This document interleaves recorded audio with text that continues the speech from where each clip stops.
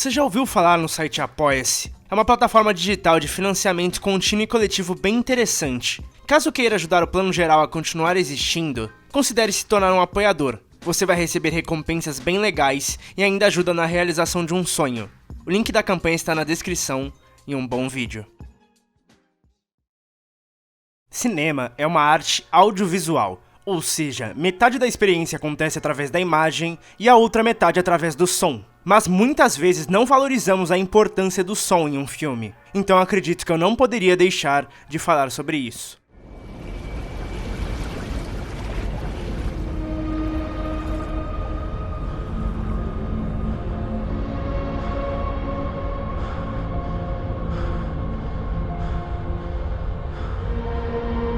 Desde a época do cinema mudo, o som já era pensado e trabalhado de certa forma. Nos cinemas da época, existiam orquestras e às vezes narradores e dubladores para contar a trama para o espectador. Inclusive, se você assistir algum filme mudo, possivelmente virá com uma música inclusa, que na maioria dos casos não era original tocada nos cinemas. Pretendo fazer um outro vídeo mais detalhado sobre o começo do som no cinema, mas o que importa para esse vídeo é entendermos que o som sempre foi fundamental no cinema.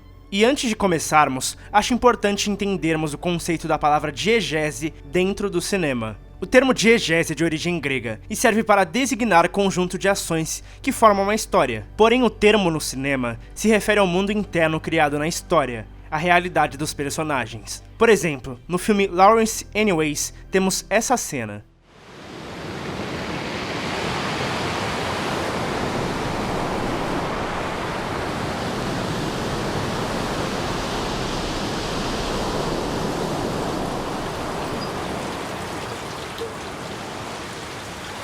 Isso nunca aconteceria na vida real, só se por acaso o telhado caísse em cima de você. Mas mesmo assim, essa cena é crível, porque está em um filme de ficção. Você não fica reclamando que isso nunca aconteceria, ou algo do tipo. E justamente porque está dentro do universo diegético da obra, e da própria narrativa. Na publicação Quarterly Review of Film Studies, de 1976, Claudia Gorbman, professora da Universidade de Tacoma, em Washington, propôs uma classificação para os elementos sonoros dentro do cinema na perspectiva da narrativa, que são 3: som diegético, não diegético e o metadiegético.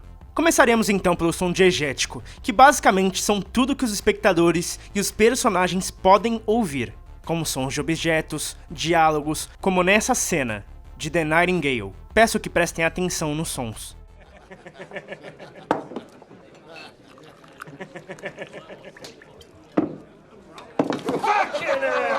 She likes you, Wallace. Keep it down! Podemos escutar pessoas conversando e rindo ao fundo, passos, som da bebida sendo servida, e esses pequenos sons já nos fazem imergir mais na história. Porém, o som diegético pode ser subdividido em duas categorias. A primeira seria o som diegético síncrono, que basicamente seriam sons que são gravados ao mesmo tempo em que a cena ocorre, durante a gravação do filme. E o som diegético assíncronos, que é o oposto, sons que são gravados na pós-produção do filme e inseridos na montagem. Se a mixagem de áudio for boa, dificilmente você vai reparar se ele é síncrono ou assíncrono, mas o que importa é que esses sons ajudam na construção e na imersão dos espectadores no filme. Agora, o som não diegético trata-se dos sons que os espectadores estão escutando, porém, os personagens não, como nessa cena de A Lista de Schindler. Peço novamente que prestem atenção no som.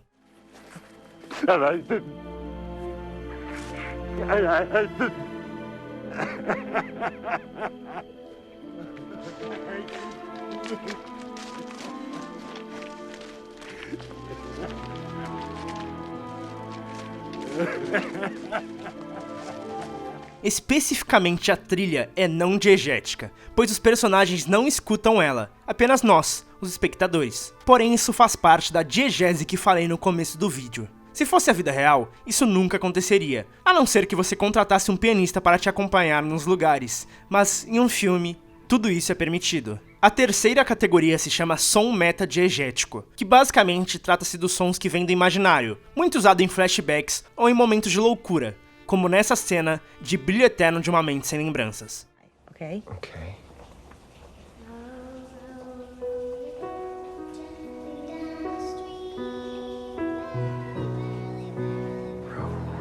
Row your boat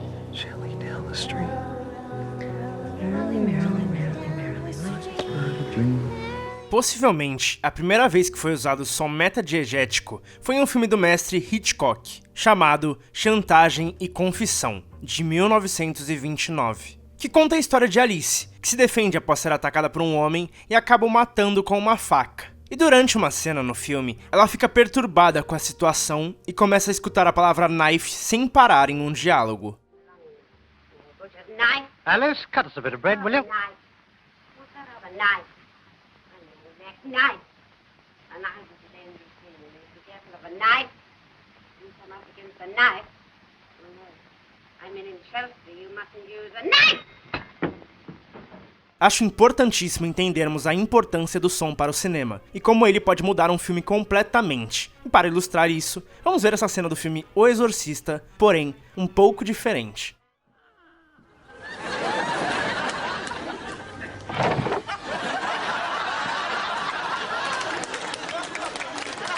Did you do that?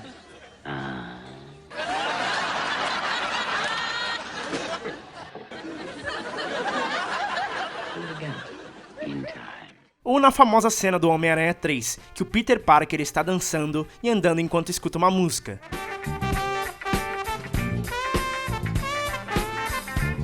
Mas como seria sem música alguma?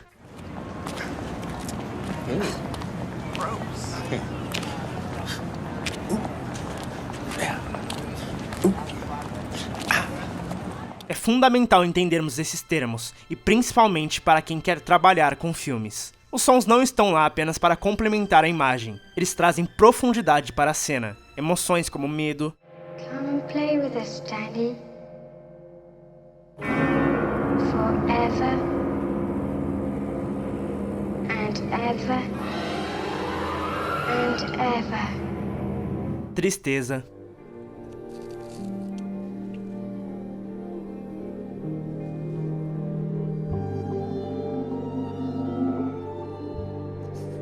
alegria.